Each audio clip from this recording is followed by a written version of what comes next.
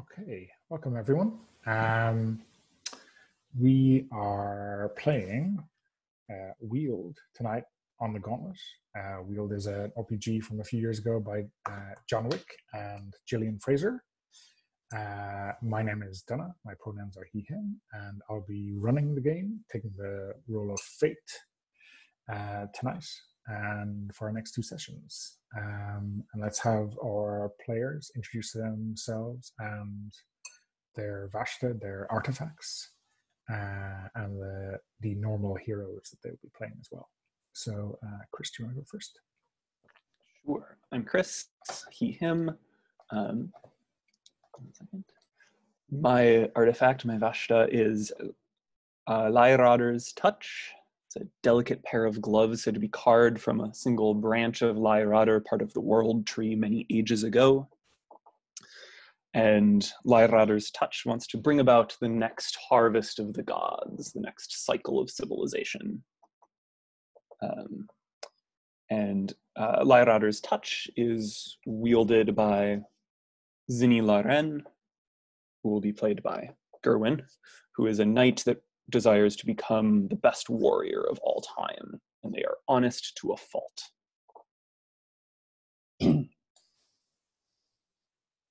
Great, thanks, Chris. Gerwin. Hello, I'm Gerwin, he, him, and tonight I am playing the Font of the Imperial.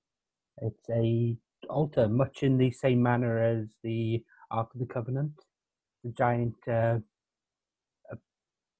pedestal altar made of white marble with gold inlay and beautiful tableaus on it of a mysterious warrior queen rising up and enslaving one of the great celestial dragons. It is actually linked, it's stolen some of the energy of the great celestial air dragon and is inherently linked to it. And it is currently wielded by Samir, who's an alchemist who's seeking to discover a formula for immortality, who's being played by Chris. Okay, great. So let's set our scene. We're set a few hundred years after the fall of a great empire, and the current empire is possibly on its last legs. It's risen up, but is undergoing that typical opulent decadence that is being decried by people as harbingers of its failure. Let's go to let's go to the font first. Let's start with you, Gerwin. The Font of the Imperial. Where exactly is the font right now, and what inkling do you have about the location of the Great Celestial Dragon? At the moment, I don't know anything about the location of the Great Celestial Dragon.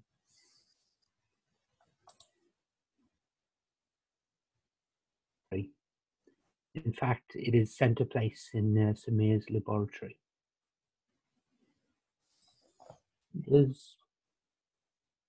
Well, sorry, this is up to Chris to decide because Chris is playing Samir. Sorry, that's going to take a bit of getting used to. Feel free to suggest things, and we can hash out writer's room style specifics. You know the whole thing you have an alchemist lab, and their desks are always messy, and there's things, of course, stacked up. I think I'm actually what all your centerpiece that your experiments are actually stacked up on. So are you thinking that how much do you think I know about what the font is? I think you know that it was used in the past to siphon off some of the power of the celestial dragon. Okay. And I don't know if this is up to you to decide, but that may be a route to potentially gaining immortality as the dragons do themselves. So, some way of siphoning off some of this power into something that you can make part of yourself. Yes. In this alchemical way. I like it. Okay.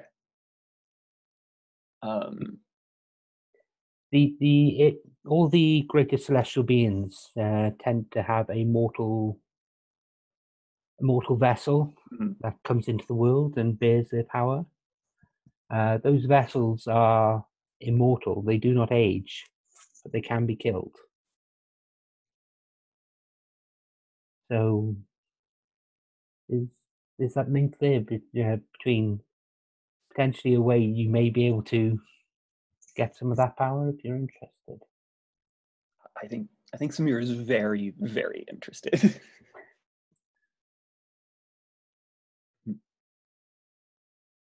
So maybe the next question is in terms of Samir, have you started? Maybe there's been some suggestion that this temple, the Fane of Thunder, might be where you would find one of these vessels. You know, there's got to be something to that gravitates him towards the font's quest. You wish to know more. Definitely. I will tell you what I know. Yeah, I think pointing me of like knowing I've uncovered some through some research of like that the celestial beings have these vessels, and the vessels are the things that have like the secret for me to reproduce their immortality, basically. And so that's probably what's giving me this rumor or hint towards the Needle of Heaven and the Fane of Thunder. Can I ask, how much are the artifacts able to communicate with the people who wield them? Yeah, absolutely. So you can communicate secretly both with the other Vashta, but also with your wielder, you know, telepathically. So there's not necessarily any. You have a private line to everyone, every other character in the game, pretty much. Okay, so you could even push things into my brain even when I'm not around. Because initially I was thinking that maybe some of this is like inscription on the font that I've decoded. I think there's a tableau actually depicting the Fane on one of the side panels, and the battle that was originally launched to take it. So I think some of it is me, Samir, having spent like years just like studying this as like, this is like maybe kind of like, this is Samir's white whale. This is like, he uncovered this font somewhere and set up his laboratory around it and was like, okay, eventually I will figure this out. And then maybe through that process of investigating it was how Samir became the wielder and we gained this link. I think Samir may have actually found it in a burnt down palace. That would work. Brush off some soot. The home of a former philosopher king who was said to have found a formula for immortality. Yeah, I like the image of this being like kind of deep underground, this burnt out like cave that used to be this palace and is now just like this burnt out husk. Okay. So, I mean, like, so Samir has like built his laboratory around where he found the font, or did he move it? Just built it around the font. Moving the font is, you can do it, but Samir is kind of a one-man operation.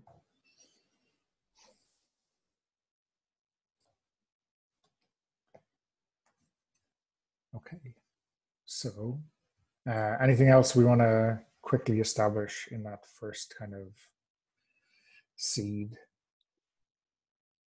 or can we switch rules around and find out about Laradar's? Yeah, we can switch around and move on. I think we've set up the basis of the relationship there. Yeah. Okay. So, where do we find Laradar's touch then? I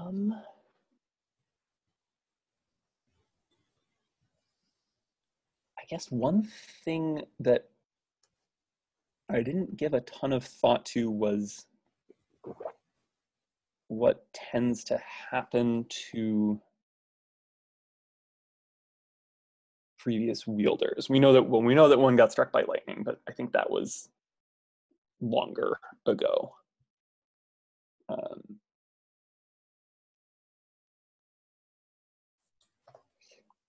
Maybe they've been handed down, but no one has used them for a while. Unless there's just a Laradar's touch doesn't make themselves known as something special until it's time to bring down this new civilization, or to bring down the old civilization and form the new. So I think I kind of like this idea. Is essentially Laradar's touch is just kind of like if you just look at them, they're this pair of it's wood. It's like hard wood. And they kind of look just like an art piece. You would never think to try to wear them normally, unless Laradar's touch wants you to wear them. And if Laradar's touch wants you to wear them, it becomes supple and like this softest leather, and you can slide them on your hands and have full dexterity. But otherwise, it's just like this intricately carved out art piece. And so maybe it's a family heirloom, maybe it's in a museum somewhere. Can I make a suggestion? Sure. I have an idea of how Zinni actually came across the Laradar's touch. I think she won them in tournament. That would be a good connection, yeah. It was basically offered up this this piece of artwork, a heirloom, something that has no real value, but it looks fancy. Yes. Yeah. Some noble was like, oh, I'll put up, I have this collection and I'll just grab something random from it. Yeah, that's very cool. Yeah. And also the idea that, it's like a static object with no function until it decides it needs to do something, and then it becomes apparently useful to its wielder. Yeah, that's cool. So I guess as before, let's find out where the artifact is and where the wielder is. Is this like immediately after that that tourney, or is this down the road a bit? Do you mind? Should we have a scene done at the Great Feast afterward with the prize actually given? Yeah, cool. So, yeah, I think this up and coming noble who is very much probably at the heart of the decadent opulence of this empire has held this tourney, and his like small palace in the countryside has been overtaken by this huge tented city for the week, and this is probably the fifth banquet this week, and the gauntlets are just being presented to Zinni, and they're on this like in some ways more intricate like platter, with gold inlay, and it's just terribly tasteful, I guess, in the nobility's eyes. And I think there's probably this thing that the more useless the prize, almost the better, right? There's a maybe a suggestion in terms of nobility that a practical gift would be dishonorable, right? So this completely unusable work of art is the height of fashion. And he, with the attention of everyone else at the banquet, hands over these gloves to Zinni. There's probably a terrible speech and cheering and toasting and all that kind of stuff. What's Zinni's reaction to these? She goes down to her knee as the Lord comes forward. He hands over the platter. She lifts her hands up, takes them, bows, and stands up and basically holds them up for the entire room to see as people cheer in adulation around her. And she'll go and sit at one of the big tables. Everyone's sitting there eating, drinking. And as she's sitting at the table, she'll pour herself someone will pour her a goblet of wine. She'll be drinking, sitting. She's looking. And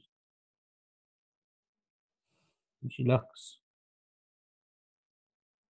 She reaches down to actually pick up this junk that she's just won. And you can see it's going through her head, and you can probably pick this up with telepathy. Oh, how much can I get for this? Oh, God. Why can't they just offer a prize? Why can't they just offer a prize purse like everyone else?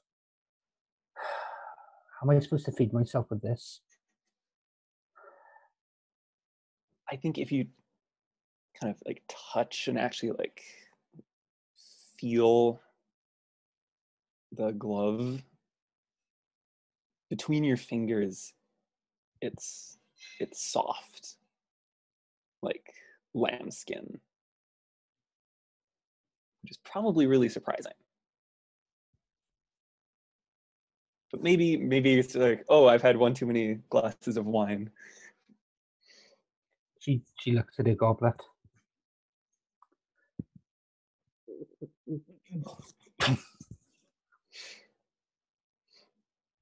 And she picks them up to see what the fit's like.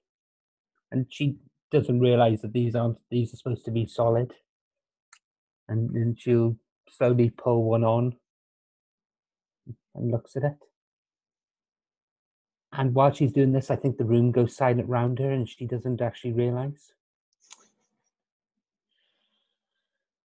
I just like whisper, like back of head, I don't think you necessarily know that it's telepathy speaking to you. Just you kind of hear this voice being like, it's a good fit, isn't it?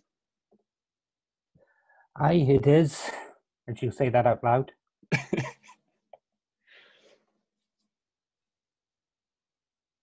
So I think I don't know, is Zinni sitting next to the Lord who organized all this?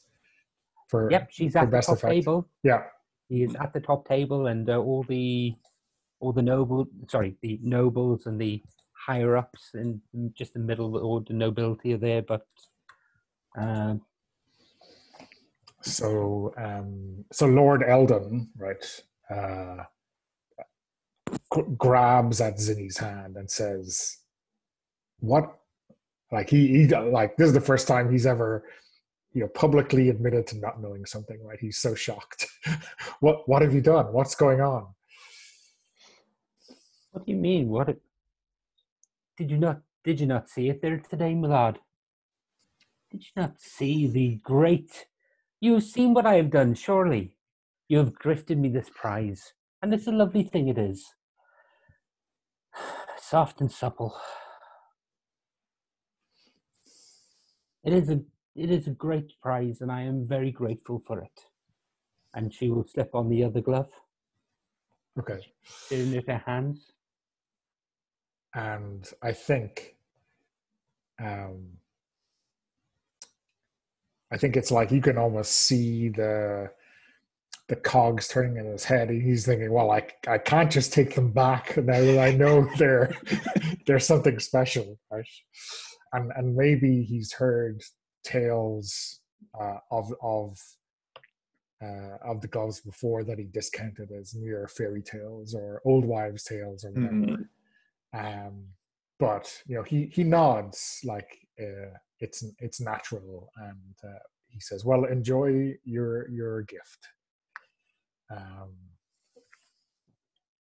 But she's thinking to herself, "What's up with him? That's not right. How you want?" She look at the gloves, and I think she notices him staring at them.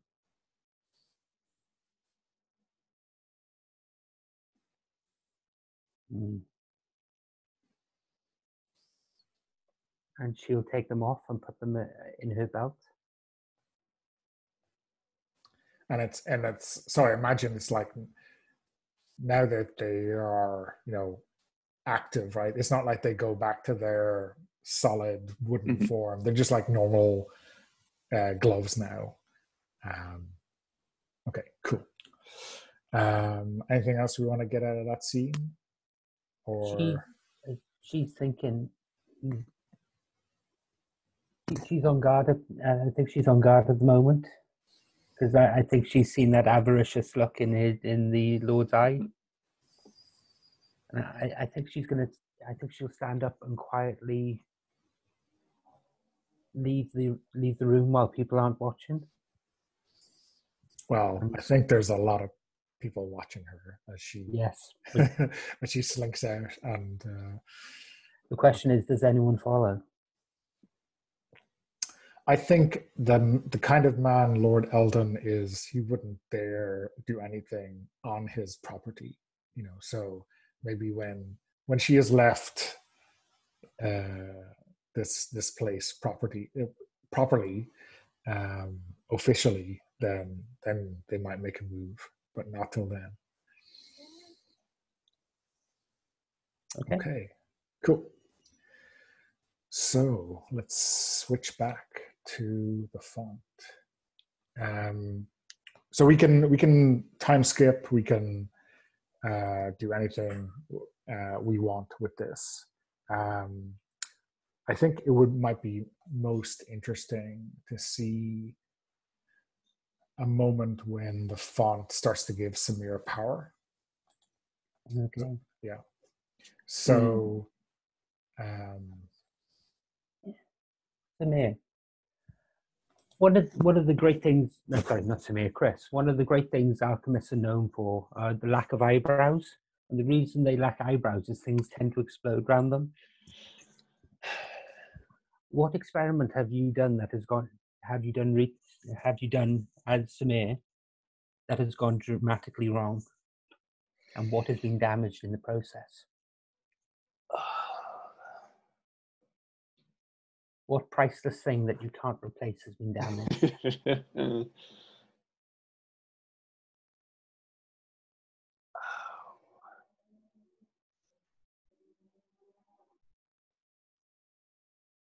I think I had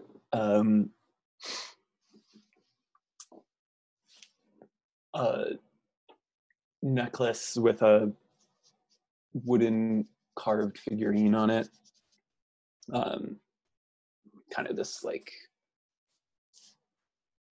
string with these polished wood beads along it, and this little figurine in the center that kind of I wore under my shirt always. It was a memento from my that was given to me by my wife before she passed, and it was kind of this memory I kept around with me, and I forgot to stash it away when doing something dangerous, and I think the experiment involved yet another attempt to harness this form of phosphorescent fire. And the problem with this is, ideally, if you do it right, you have the right blown glass vessels, you distill the phosphorus in exactly the right way, you can essentially bottle fire. And it'll just sit and burn this like cold burn. And they make amazing bombs, so they can sell for a fortune. But if you blow the glass wrong and you have any impurities whatsoever,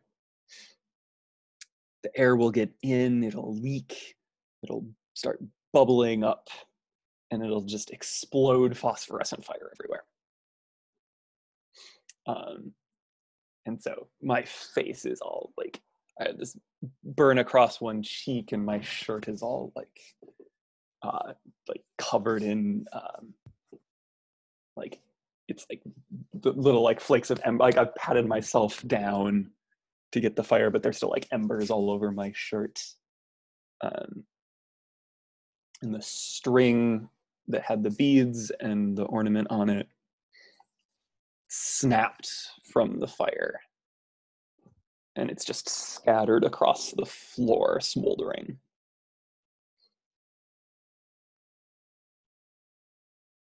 It is not like you to be so sloppy.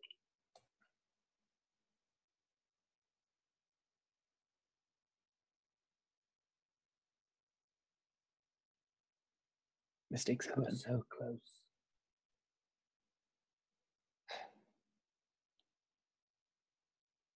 In the close. I mean, You see, but you do not understand. I wasted materials. What have you learned? This is just a money-making scheme. It's not a... What have you learned?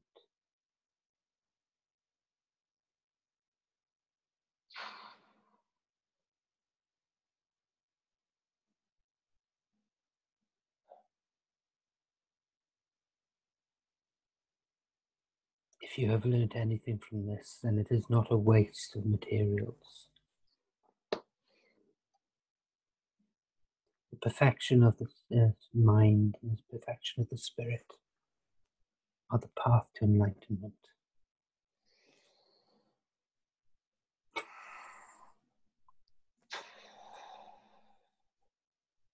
If you have learned something from this, then there is no failure here, just a degree of success. And a degree of loss. The materials Can be replaced. can be replaced. That, and I point down in the puddle of still burning phosphorus.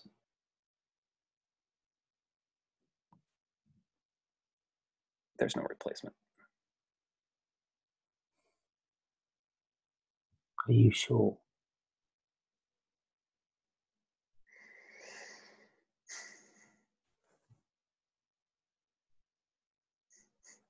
I mean, I can get another piece of cedar and a whittling knife, and I can carve a simulacrum of it.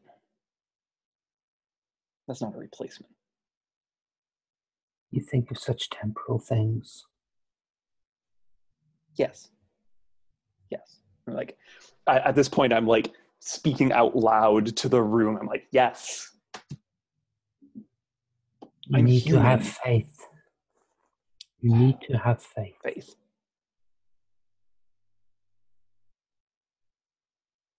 Put on your thick gloves and reach into the fire. Okay. I do. I kind of brush off more of the embers off my shirt, and I grab these kind of thick blacksmithing gloves from the table and hold them on perfunctorily.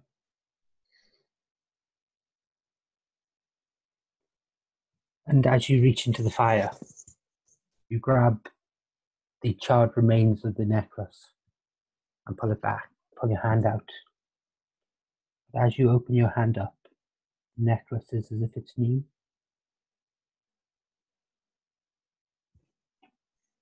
You need to have faith. Temporal things can be replaced, but knowledge is the key to power. Knowledge will outlive everything. Become knowledge, and you will live forever.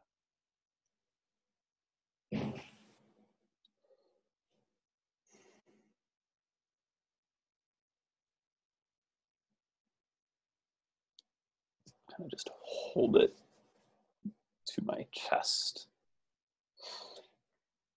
I can teach you this. Where do I find this knowledge that you speak of?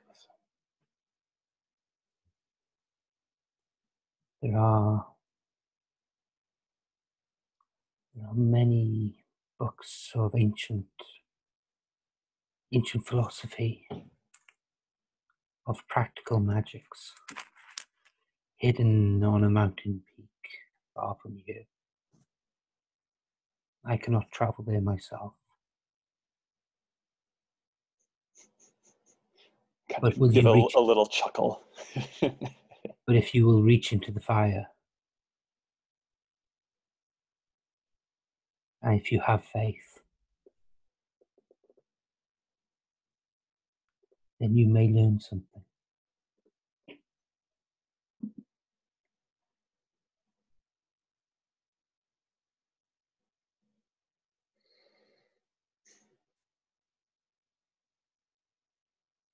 All right.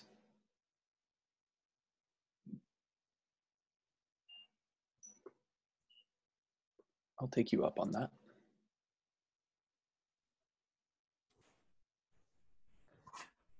And I think that's the point where where the power flows into him. Okay, cool. So, when you give him the power, right? That's really how those powers become manifest. Right? The wielder does the things that the powers allow. But yeah, I guess it's a nice touch that maybe, for this kind of show of the promise, right? You're doing it yourself as the Vashta. But everything that you unlock is for him to wield, right? Okay, sorry, I didn't realize. No, that's no problem. And this is, I guess, why wielders are useful, right? Without them, your powers would be kind of locked inside, right? But that's cool. Nice scene. Okay.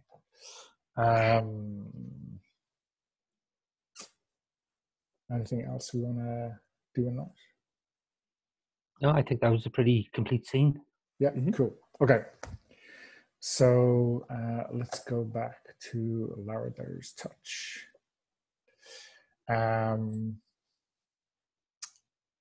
We feel like we want to have that fight or just pick up at the end of it. Do we want to go through it mechanically? I'm not sure it's important, but I'll leave it up to you.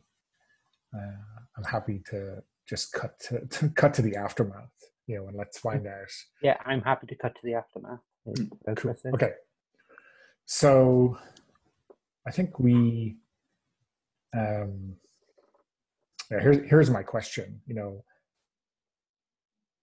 How obvious is it to someone who just opened their eyes right now to the aftermath of this fight that there's no way in hell that Zinni Loren should have won this fight? Oh, hang on 1 second. I'm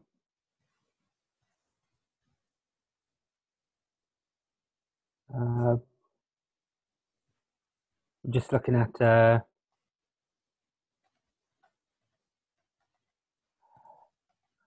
I think I think it's fairly obvious. I think one of the things that we actually see is a glowing red hot suit of armor with the remains of someone inside.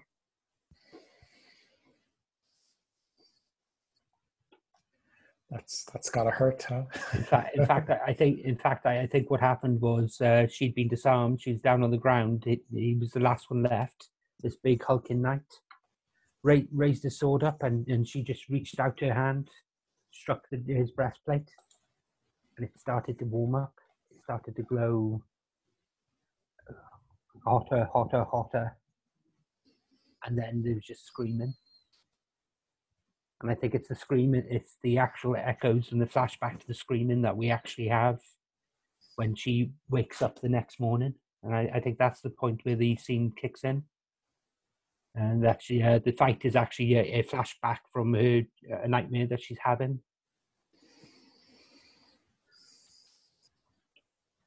And she'll get up. She'll go over to her little basin, little bucket by the mirror that she's hung up on her tent post. And she'll reach down and basically douse herself with water, and she'll look up and she looks into the mirror at herself. What the name of all the gods, what happened? Chris, would you like to take her reflection? Would you like to be her reflection? Oh, I like it. I think it's like the thought that comes back through, and you're kind of like projecting this into the mirror. Well, it seemed like we were saved by something, but that's strange. She stares at the mirror.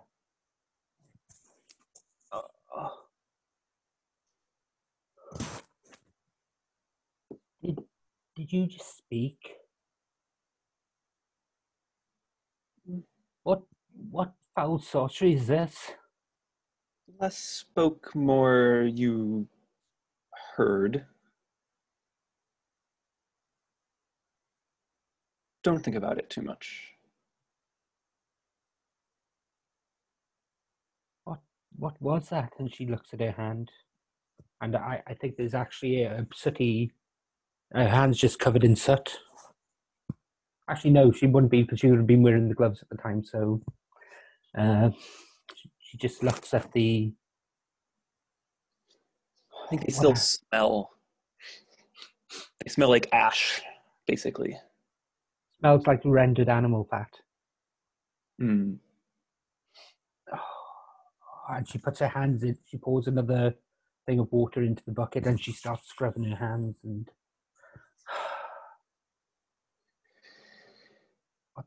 what in the 12 hells happened? That bastard was trying to get his prize back. Don't worry. We won't let him take them back. They're far too important.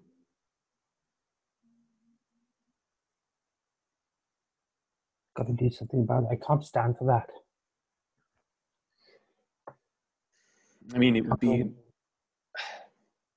would be disgraceful, for one, to have a properly earned prize torn away. One that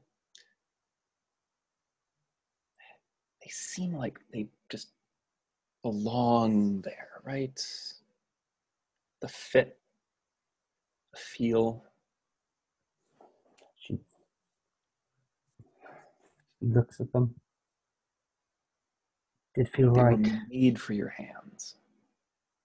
She dries her hands off and picks them up.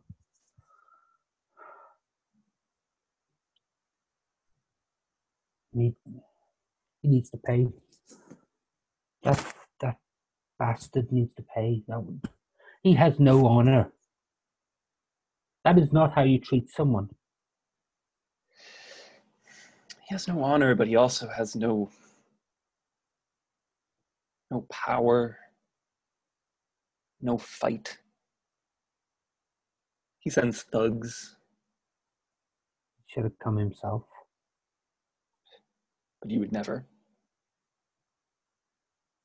I need to go to him then. How are they going to tell? They're not going to tell the story of me running away from an insult like that. Chivalry demands recompense.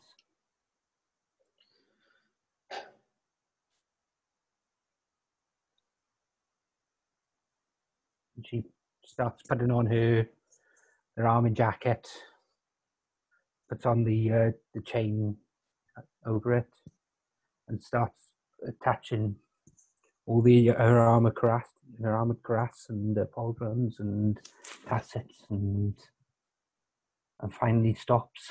And instead of picking up the metal gauntlets that she would normally wear, she reaches over to the bed and slides on the gloves. And the gloves come to rest in her sword. Right, let's do this. And she goes to her horse and starts to gallop back towards the mansion. So here's a question for you, Goran. How many thugs were there, and did any survive, either by fleeing or however? I think there was a brute squad of about 6 of them. Okay. But one did get away. Well, sorry, one was unaccounted for. Okay, yeah.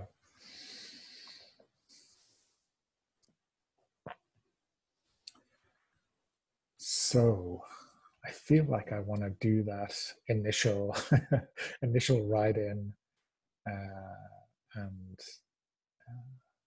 face off or some kind of confrontation now straight away. Strike while the iron is hot. No pun intended.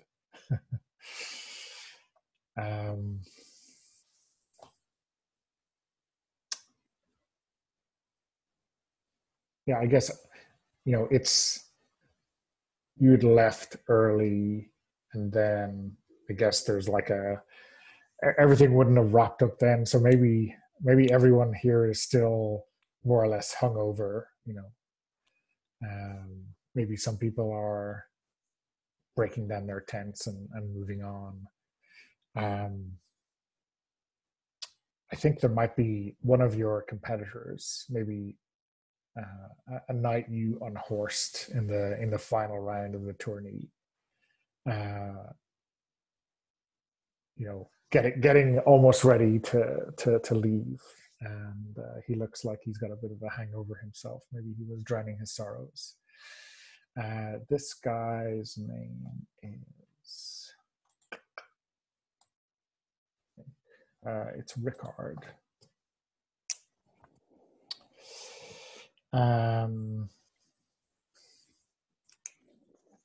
What would you say your relationship, Zinni's relationship, is with this guy? I think we're distant cousins. Okay. We were very close when we were younger, but we grew apart. And there's been that level of competition between us since. But it's friendly competition more than anything else. Okay. So I think he'll like wave you down. Maybe he sees the look in your face. He's not quite sure what's going on. Good. I was expecting you to buy me at least one drink before you left. I mean, that's what winners usually do, right? You've got to drown my sorrows. I'm sorry, there was other business I needed to take care of. and other business. Sorry, I'm forgetting the accent. Okay. I'm sorry. There's other business I had to take care of, and other business I need to take care of now. How far in the cup are you? I mean, a hair of the dog would set me straight, I'm sure. Anyway, I mean, you've got to hire a squire. You know, you're a tourney-winning, kick-ass knight now. Someone tried to You always were. I mean, I wouldn't have said I tried to kill you yesterday. I mean, no, but the squad of the men at arms. What was the lord's name? Eldon. Lord Eldon's men beset me last night on the road. What? What did you say to him up there in the high table? Nothing untowards. I suspect his prize was too rich. Put on your cuirass. You may need it. Sorry, you've come back here to pick a fight. I can't let an insult like that pass. Yes, you can. No, I can't.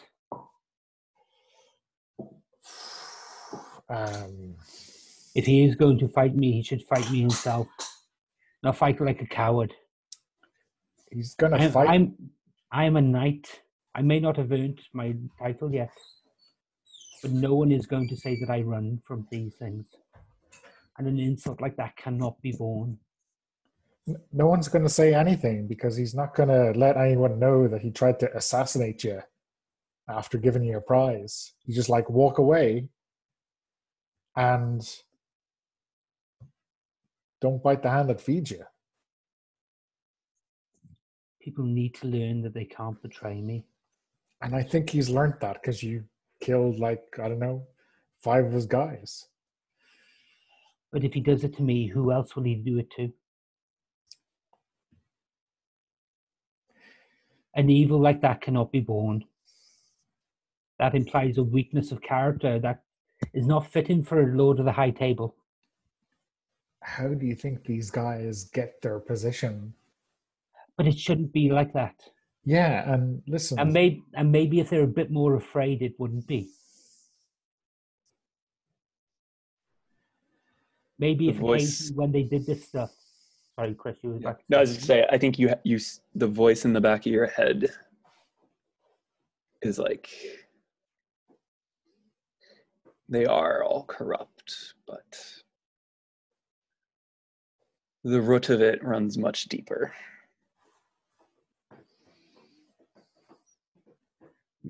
Dealing with this one, if it makes you feel better, sure.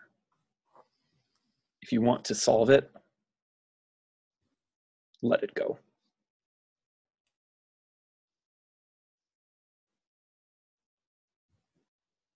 Either way, I'll help you through. Is there corruption in this land, my cousin? We were told stories of knights, of shining examples of virtue. We need to be those shining examples of virtue. For if we are not, there are no such things as knights, true knights in this world. If not me, then who? If not when? If not now, then when? People need to see that wickedness is punished. But no one will believe you when you... Then I'll demand a trial by combat. My blade will prove my right. Okay, but he...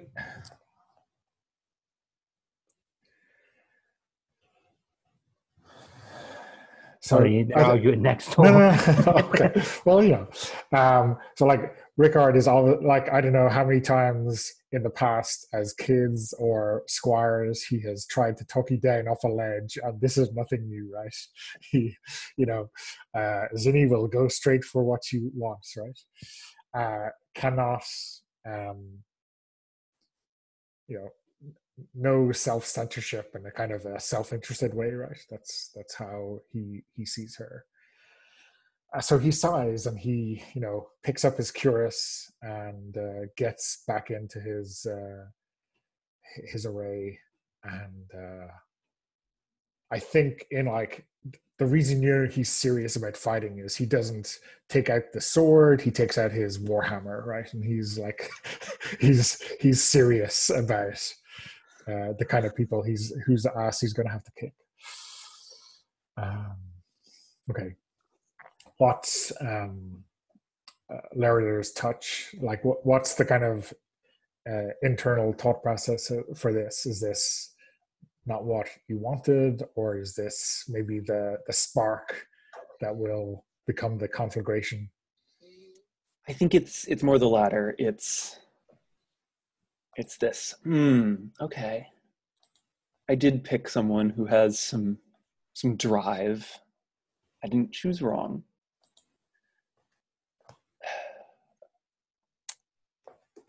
Maybe my last wielder was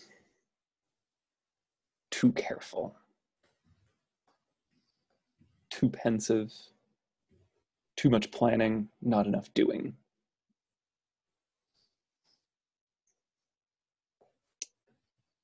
So I'm okay seeing where this will go. Okay, cool. I can always help them escape, lead them on to the next steps in desperation.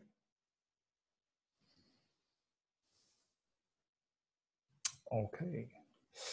So we are just coming up on the hour. So how about we take a break and come back at 10 past? Does that sound good? Sounds good. Okay, great. Okay, I'll see you then.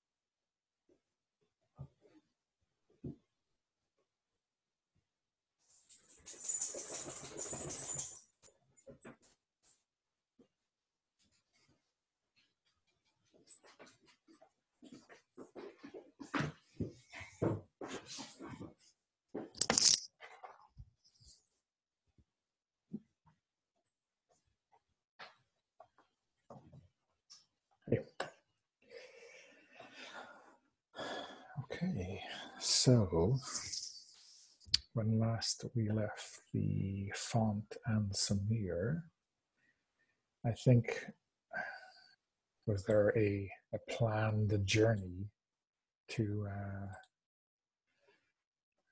this temple? So there was, I know kind of the font told me what my goal is. I think we kind of worked through that, but the font knows that I need The key. the key. Yes.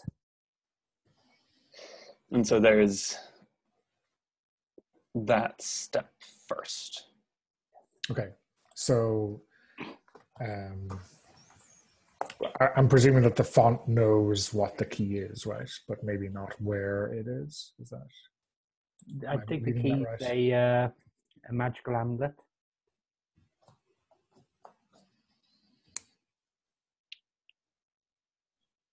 The doors will only open at the command of the one wearing it. Who last had the amulet? Does the font know? It was lost many years ago. Okay. The last bearer. Sorry, I should speak like this. Because the font is for wind and doesn't have a deep voice like me. Well, I'm moderately deep. The font amulet was lost many years ago, but at one point resided in the treasury of the eternal Empress. She proved to be less eternal than her title suggested.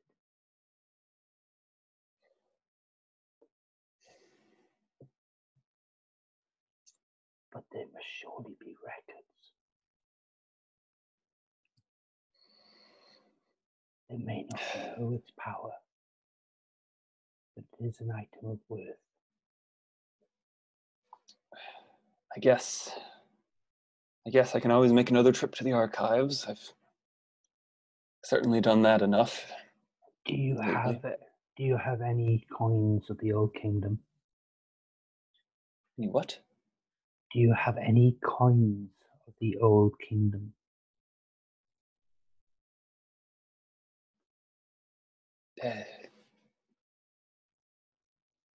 Maybe somewhere. I've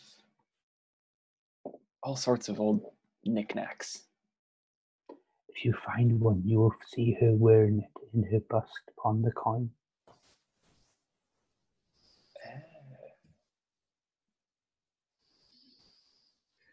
Well, the Here's coin itself doesn't help, but that tidbit would definitely help when looking in the archives. Sorry, here's a question for you regarding Samir. Is there someone funding uh, his long hours and years of science, or is he funding himself through some means? I think it's, and kind of as it was kind of set up in our last scene, I think he has funding but not patronage. Like he has patrons, but they have specific asks. So it's like one patron is like, I want you to deliver, here's a contract for you to deliver me X amount of this over the course of 2 years. So like the phosphorus explosives that he was creating was for a patron. But that's just work. Like that's contract work so that he can do what he actually wants to do. Okay, cool. Yeah. So there are many people who, important people who might know him and might be able to help him out, for a slight discount or something, Help him out, but also that would maybe be also the kind of people that wouldn't like it if he's poking his nose around. So it could go either way. Sure. Okay, cool. Yeah.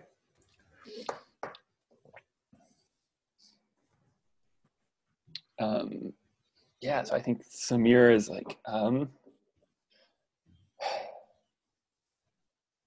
think I have enough to try to pull up records of where this thing might be. I can go pay a visit to Lazarus at the archives and see what I can dig up.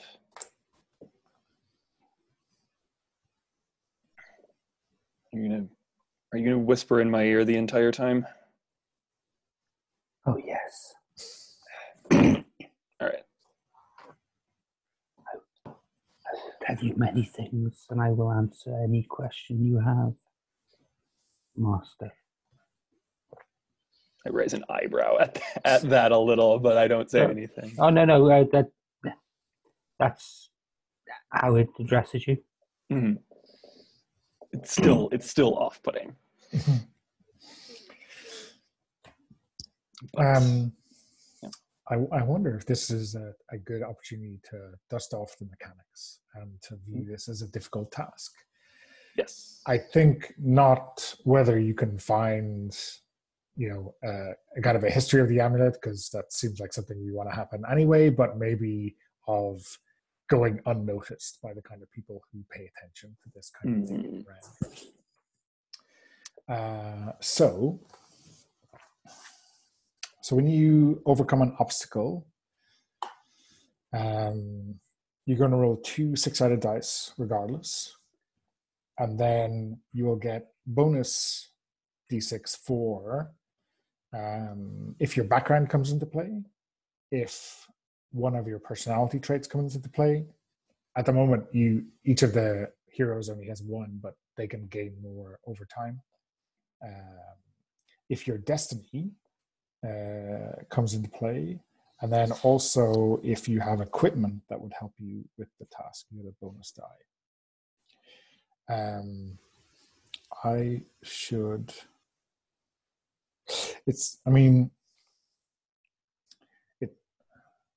Doing this with, and so you roll all your dice and you just take the total, right? And something that is difficult or hard is you need a 6 total. Something that's heroic is a 12 total. Something that's epic is an 18 total, and something that's impossible is 25 plus. It seems pretty difficult on that kind of number of d6, but not unheard of. This seems. I guess, if this guy Lazarus is trustworthy and never tells, or there's a lot of people using the archives and some of them will whisper, it seems like maybe this is, heroic might be the wrong way to go, but unlikely, with so many people of like minds hovering around in these archives. Yeah. So let's go with the difficulty of 12 for this. Okay. So 2 dice. I think my background does come in, and my destiny does come in. Yeah. Background is like I spend time at the archives. It's not unusual for me to be at the archives. And this is in pursuit of my destiny. Yeah, for sure. Pretty directly. Whether or not it's true that finding one of these vessels will lead you to that, but it's definitely in the right bailiwick. Okay. So that I think is the pieces. I don't think staying secret about it is particularly rational. Yeah, I'm not using that to my advantage. Yeah. I don't think that's a lever you're using. Yeah. So 4. 4. Okay. I think. Yeah, that seems about right to me. That is an 11. Ouch, 1 away. So,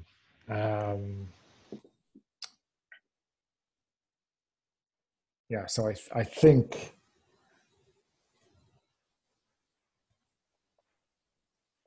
maybe it's like you're being very careful, and you know this is something special, and you know you're maybe not being a bit more closed mouthed than usual. You know, not picking up on some of the usual gossip that people share. You know, but I think what kind of will inevitably, or not inevitably, which will ultimately trip you up is that, you know, Lazarus is used to how you usually are, and he's used to, you know, people going through the archives, you know, asking for a little bit of help or kind of trading expertise, right? When he sees how you're acting very secretively, and you know, maybe after you find what you're looking for, which we'll get to in a moment, you know, and after Samir leaves, we can kind of see Lazarus kind of retracing your steps insofar as possible and putting together the same kind of picture as you have. He can see which areas have been disturbed and which books have been checked out, and you know, all that kind of stuff. So he is obviously going to put together, by and large, the same story as you, and maybe pass it on to someone interested in that. Okay. Does that sound all right? I like it. Okay, cool. So yeah, why don't you kind of tell us what you find in the archives that will get you to the location of this amulet? I think that, as best I could tell, the amulet was buried with her as a kind of in the same fashion of like a token that you would bury with someone so that they would have it with them in the afterlife, like protection and passage and some of the special property, and like some of the special properties ascribed to the amulet were about how it let you get through adversity and it let you pass through untouched. And I like have, you know, I wrote down notes about like her life and when she died, and I think I know where she was buried because I know her lineage, so I know like which family tomb. But I've never been much of a grave robber, so it's a growth industry, you know. That's all I hear. There's always more. There's always more, yeah. Especially at certain times of the epoch, you know. Okay, cool. Any other details we want to add there, or are we happy? What is the font's kind of response to this discovery on the part of its wielder?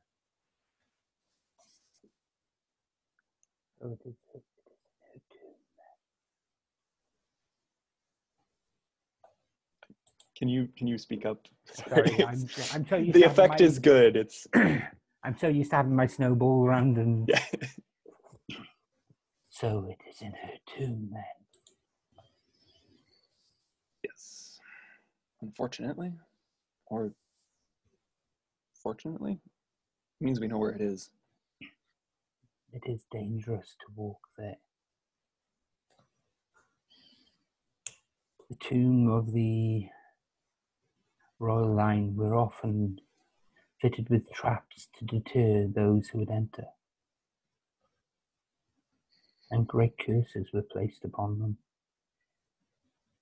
Whether such things are fables or not, I cannot say,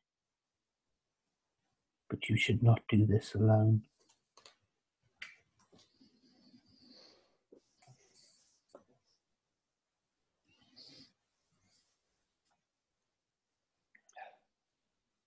It is always better for someone else to walk into the trap. Master, Sure, but I don't typically hire petty burglars for the course of my work. It's breaking new ground. But I can probably figure something out.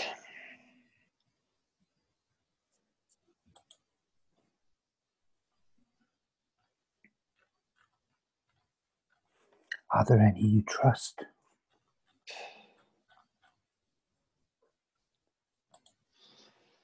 You do not mind losing. You do not mind losing.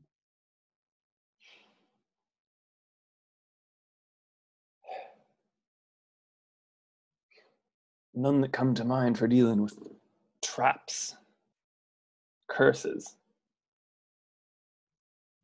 But The key attribute to them is to be brave, not necessarily intelligent. or we hire someone who's disposable and far too eager for coin. The problem with the intelligent thief is they know just the value of the thing they are stealing.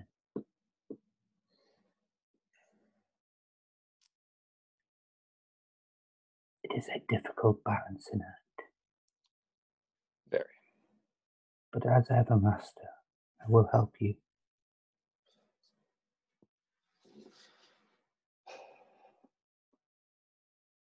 You're going to point me to the right slum to find some drug-addled soul who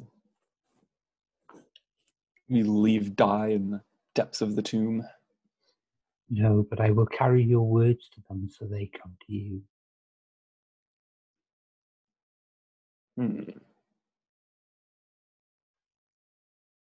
Or Convince them to do our Master, work for us. you could convince them to go in and then take it off them when they leave.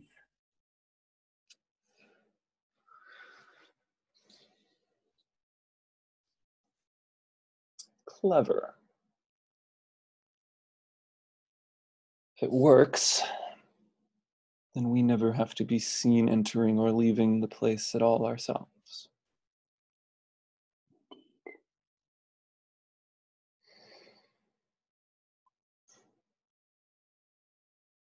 I think this is something where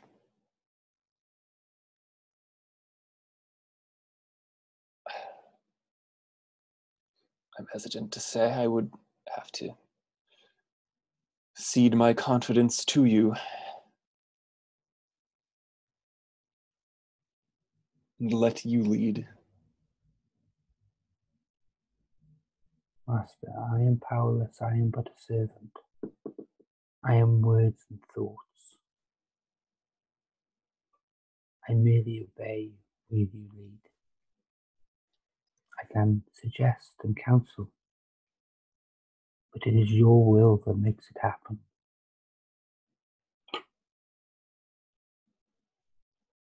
Make no mistake, I am a slave, Master.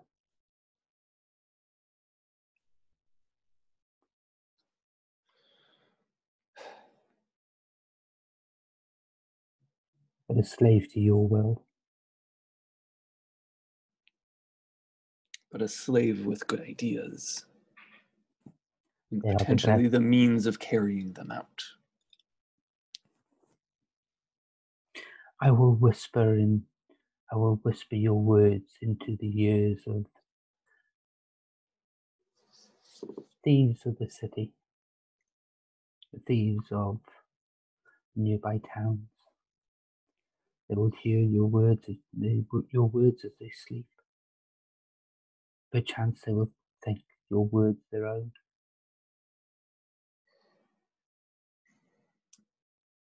We merely need to plant the idea. Once it has been retrieved, we can then get it from the survivors.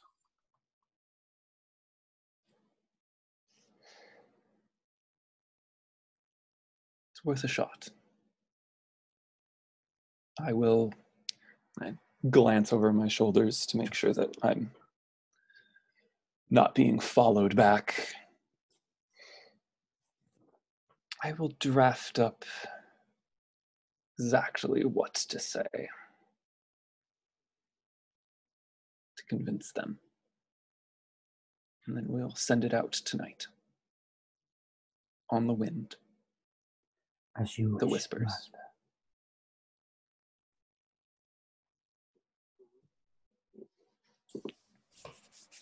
Okay, cool. So, and if that doesn't work out for the font, you could always have a new wielder set up. Mm-hmm. Okay. I don't think I didn't have that in mind. Okay. So let's go back to Larader and its wielder Zinni. So Zinni and Rickard, I guess, fully armed for war, or for an ass kicking at least. Enter the Great Hall, which is now kind of in a typical kind of post banquet fashion. The air is heavy. The place is a bit messy. There's probably a few diehards still holding up a bench, trying to find the bottom of a barrel somewhere.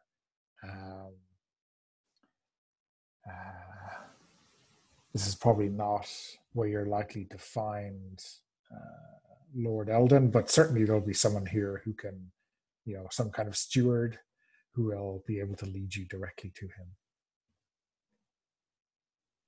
Sorry, Gerwin, you're muted. Still muted? I can't see the mute button. For some reason, it's dropping below my taskbar. No. Infamy! Infamy! This very night I have been set upon by the men-at-arms of this house. This champion of the field. Infamy, I cry. Where is their master? The steward, an older gentleman, kind of doesn't quite know what is going on, but you've probably met him and talked to him yesterday at some stage.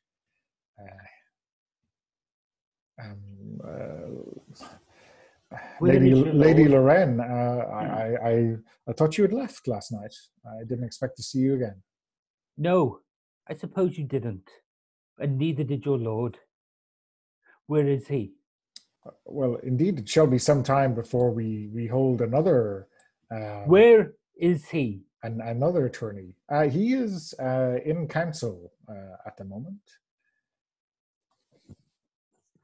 Sorry, what's his name again? I keep on forgetting it. Lord Eldon. Eldon. I'm sorry, you said it 4 times now. Eldon! Eldon, get out here! I'm sorry, lady, but I can take your... Go and get it and pull him by the front of his tunic. Go and get him. I mean, this gets done in public. He does look a bit shocked that someone should use some physical force against him. He's not used to this kind of shenanigans. And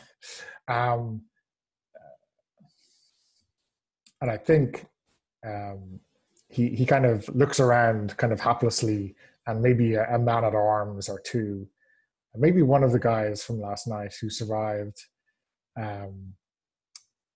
poke their head out from a doorway.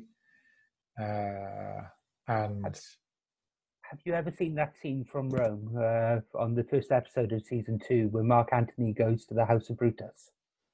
I have seen it, but I can't remember. Okay.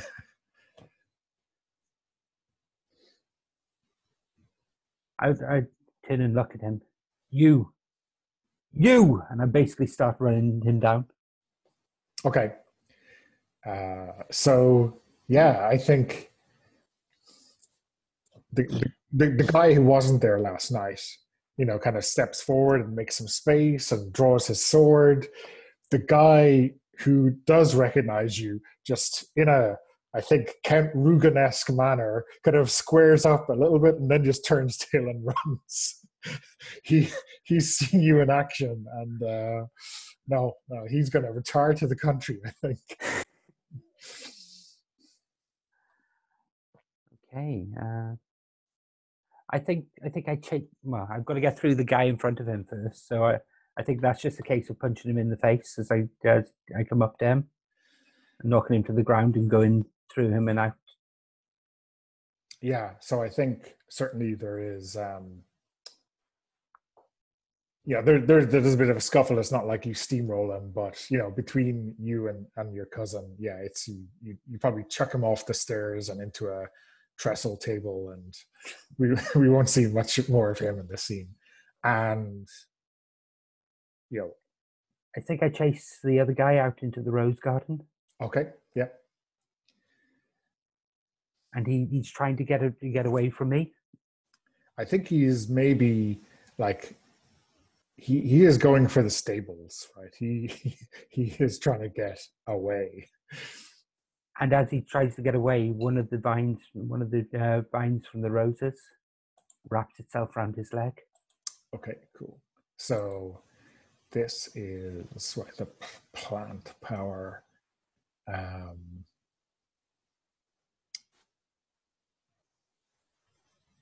Okay. Touching the green. Yeah. Small plants, little manipulations. Okay, cool. So yeah, these like brambles or whatever. They're only tripping him. They're not strong enough to basically tie him up or anything. It's literally just to trip him up and allow me to catch up with him. Okay, yeah. So yeah, that does the job, and maybe he doesn't even realize how it happened. He's just like, cursing, probably thinks he's a little bit hungover or a little bit, maybe when he got back from the encounter last night, maybe he had a couple of flasks of wine to calm his nerves, and he thinks that's catching up with him. So yeah, but Zinni catches up with him. What do you do? I tackle him to the ground. I punch him in the face. Why? Why'd you come after me last night? And I think, where you've grabbed him, right? He is kind of recoiling from the touch of those gauntlets. Like, he is terrified of your touch. Tell me why. Who put you up to it? Just say the name. And he is absolutely terrified. And he is struggling. I'll reach down and basically I'll put the hand around the neck and try to lift him up and up against one of the hedges. I mean, you can. Well, I'm just trying to basically get my hand around his throat. Anyway. Yeah, you get your hand around his throat, no problem.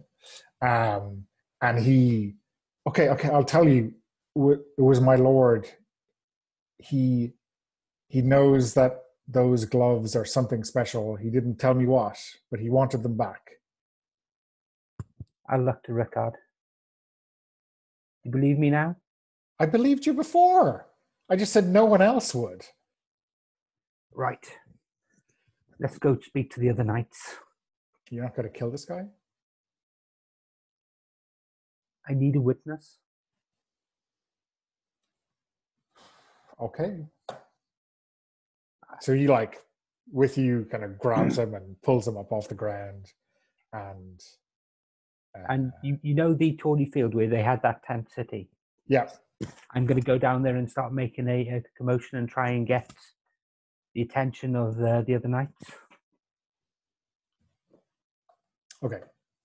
So I think this is a challenge, right? Because you've gotta keep this guy and make sure that you're getting him to talk, and get the other knights still assembled in the field to believe, this story, right? I think that's seems pretty. Is it even? I'm not sure what difficulty. I think heroic at a 12 at least, right? This is Okay. that you would get like a man at arms in service of a lord to betray him publicly like this is is some feat. Okay. So So 2 dice basic, 2 dice basic, yeah, and then and then it's 1 for background, 1 for your personality trait, 1 for your destiny, and then bonuses for your equipment if pertinent at all. well, I'm honest to a fault. So would you say that would be well known and people would actually recognize that? Yeah, I think so. Yeah, yeah. And with regards to my background, I'm a freelance knight. Yeah. So I guess you're talking to your peers, right? And you've just Yeah. won this tournament, so it's not like they're going to dismiss you out of hand, right? So I think that's fair.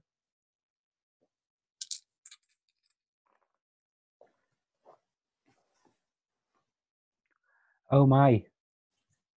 I got an 11. Oh, again? Ah, dear. Okay. So, I mean, Chris, do you want to jump in here at any point? How do you think this goes in terms of the knights? Are they like listen? It seems just too bizarre for them to believe, or is it something like they're still under this guy's roof and they're not going to publicly believe him, or is it that this the man at arms who's previously under Zinni's thumb kind of finds some bravery and doesn't back her up? I think the way I see this is they gather around. They'll listen to what Zinni has to say. Zinni just won the tournament. They generally respect, but Zinni is essentially on a very small scale trying to foment revolution. And they're all like, they're like murmuring amongst themselves. And I think maybe Zinni has to is like threatening this retainer of the Lord. Like, and the guy's like, yeah, we like came after and tried to get them back, but that's just, and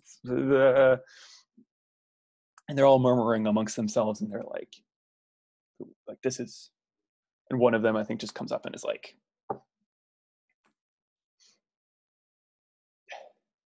if you have grievance, you can take care of that in ordinary fashions. You can raise your concerns. You can meet with the lords at the time of their choosing. But ultimately, we serve them.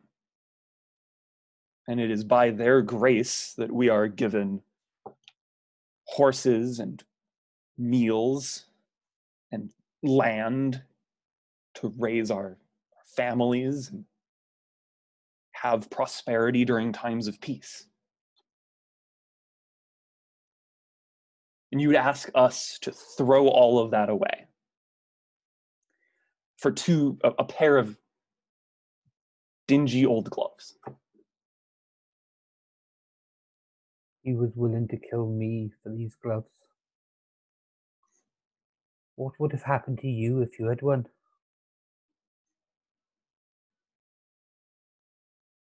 I would put those old things up on my mantle. Trophy. And day, if they came to ask for them back, I might have been indignant, asked for some coin to offset it. They came with daggers. They came with blades. If they would do this to me, they would do this to any of you. And what did you do to them in return? To make this man so scared of you? I defended myself, as any true knight would. Have I put this man to the blade? Have I tortured him? He is afraid. He is afraid of me because he knows I speak the truth. He knows that there is a fire within me, a pure flame, righteous. That's what scares him.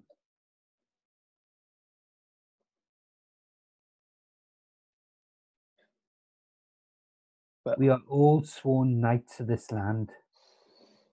It is our duty to root out corruption, immorality. We are supposed to be pure examples of knighthood. I come to you now, and I will draw my sword and point to the castle. The lord of this manor is that impurity.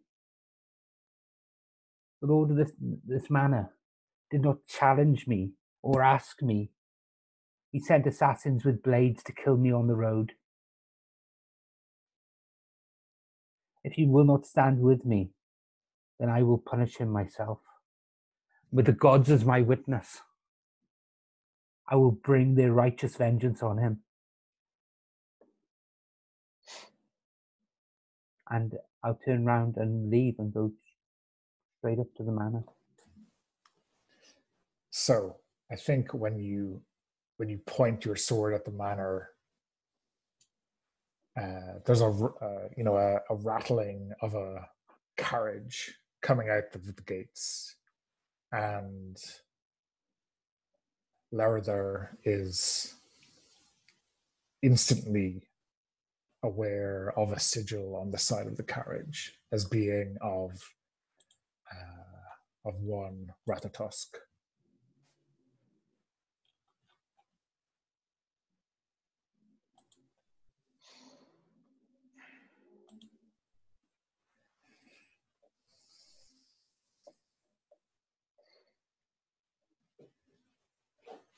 Sorry, Ratatusk. Ratatosk is maybe you want to talk to us a little bit about this in terms of what it means for Lurther, Chris. so Ratatusk is one of the creatures that feeds on the tree. So there is a lineage, long cycle of life and death and consumption. And so Ratatusk buries and hides the seeds. And it is unusual to see a sign of them here in civilization. And so this implies there is more connection here than Lyradr would have expected. And I think they just whisper in your head, I'll admit that I thought your vendetta was intriguing but purely personal. But it seems Lord Eldon knows much more than he was letting on. And we should go find what he knows. And let us go. And at that point, he's gonna rush into the castle to find the Lord. Okay, so you're leaving this kind of once in a lifetime. Oh, sorry, I was misunderstood, Chris. Did you, when you say find out what he means, like the carriage is coming out of the castle, isn't it? Yeah. So, like, I guess your options are to go in to find out what Lord Eldon knows, or to follow, or do something with the carriage. My impression was that Lardo was suggesting to go inside, but maybe I picked Inside. Yeah. Okay. Because Lord Eldon will know what this connection is. The carriage is a carriage. Like the odds of it having essentially the artifact that we need is that seems unlikely. Okay. Sure. But there's some connection, and the connection is more interesting. Okay. Okay. Let's switch over and do a scene for the font and Samir. Well, the font and maybe a thief. Yes. What time are we playing till tonight? We are playing till the hour, so I'm not sure whether we want to just do a quick scene now, and then a setup. I don't know. Yeah, we could do a quick scene of like recruiting thieves and seeing them go in. Yeah. Okay. With like the cliffhanger of what will happen. Sure. Is this a very much the opening scene of the Aladdin Disney film? Yeah. Without us physically kicking them in the open mouth door. Okay.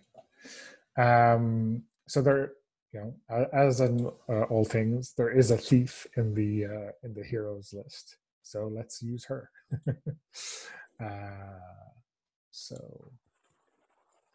Beatrice Petroni is a thief of the city, and though she is clever, probably not exactly what you want if you're Samir, at least. But anyway, so I think we're happy to just say that she's been the one picked out, right, and has agreed to some kind of terms for payment or whatever. Mm-hmm. Do you want to describe like the I guess this is mostly a ruined city, or maybe it's kind of maybe it's outside the city. So describe the environment of this tomb and what the tomb generally looks like.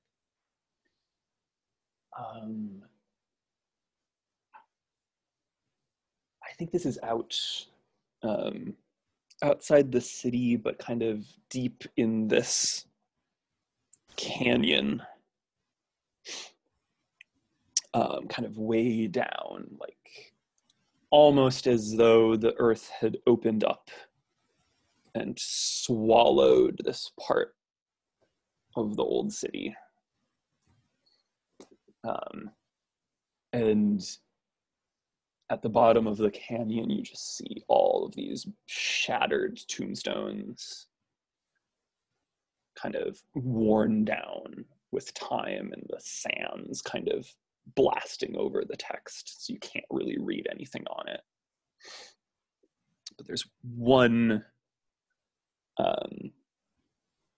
like mausoleum entrance in particular, one big tomb entrance in particular that stands out because it has these little statues in front of it that kind of look like little cherubim, but they have no eyes.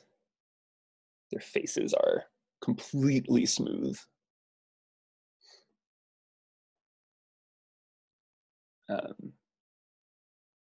And that's the sign that we communicated over the breeze to Beatrice. This is where she would find this amulet, and where she would find something that she is looking for. Okay, cool. So, I guess it's maybe the only light that's shining right now is starlight, and it's a moonless night. But maybe we can see her kind of utter a silent prayer as she rubs this kind of good luck charm of her own, right? Something that she believes has gotten her through previously cursed tombs or whatever that she has snuck into. Okay, yeah. I think we can probably cut there. It's a nice little cliffhanger. I guess I will stop recording and maybe we can do some stars and wishes.